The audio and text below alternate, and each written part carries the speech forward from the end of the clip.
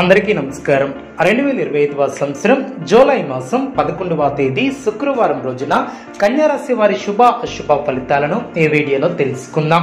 మొదటిసారిగా మా ఛానల్ చూస్తున్నట్లయితే లైక్ చేసి సపోర్ట్ చేస్తారని ఆశిస్తున్నాం. ఈ వీడియో చూసే ముందు ప్రేక్షకులకు చిన్న విన్నపం. శ్రీ దుర్గామాత అమ్మవారి ఆశీస్సులతో జ్యోతిష్యం చెప్పబడిన విద్య, ఉద్యోగ, వ్యాపార సమస్యలు, ప్రేమించిన వారు దూరం కావటం వంటి సమస్యలు, స్త్రీ పురుష వశీకరణం చేయబడిన ఇంటి సమస్యలు గాని, శారీరకంగా గాని, మానసికంగా గాని ఎటువంటి సమస్యలు ఉన్నా సరే పూజారి గారు ప్రత్యేక పూజలు చేసి మీ యొక్క సమస్యలను పరిష్కరించేదన్న నమ్మకంతో ఒక్కసారి ఫోన్ చేయండి. మీకు శాశ్వత పరిష్కారం చేయబడిన కన్యా రాశి వారు నిర్మలమైనటువంటి మనసుతో పనిచేసి అనుకున్న దాన్ని సాధిస్తారు. ఉద్యోగంలో మేలు చేకూరుతుంది. ఆర్థికంగా ఎదుగుతారు. అందరినీ కలుపుకుని పోవటం వలన మేలు చేకూరుతుంది. వ్యాపారంలో అనుమోజ్జల సలహాలు మేలు చేస్తాయి.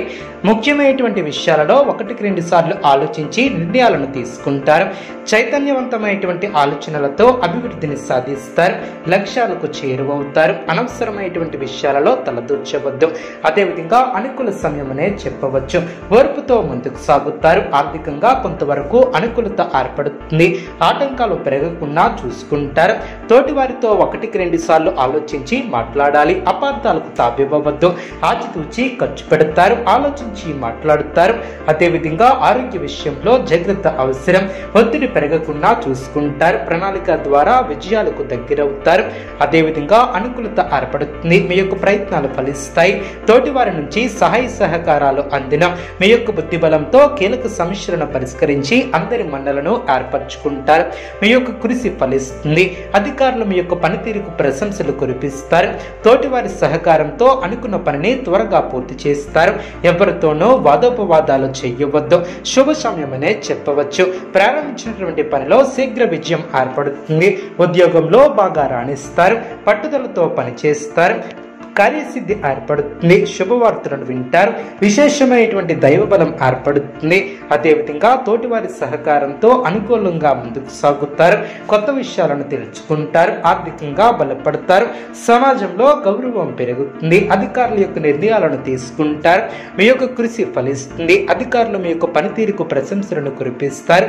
తోటివారి సహకారంతో అనుకున్న పనిని త్వరగా పూర్తి చేస్తారు. ఎవరితోనూ వాదోపవాదాలు చేయవద్దు. అదేవిధంగా సమాజంలో మీ యొక్క విలువ పెరుగుతుంది. కుటుంబ సభ్యులతో అవగాహనతో ముందుకు సాగుతారు. స్వస్థాన ప్రాప్తి కలదు. మీ యొక్క శ్రమ ఫలిస్తుంది. ఎంత కృషి చేస్తే అంత ఫలితం ఏర్పడుతుంది. ఒత్తిడి పెరగకుండా చూసుకుంటారు. కీలక వ్యవహారాలలో ఆచితూచి ముందుకు సాగుతారు. కీలక సమయాలలో బుద్ధిబలంతో నిర్ణయాలను తీసుకుంటారు. అధికారులతో ఆచితూచి వ్యవహరిస్తారు. మనశ్శాంతి తగ్గకుండా చూసుకుంటారు.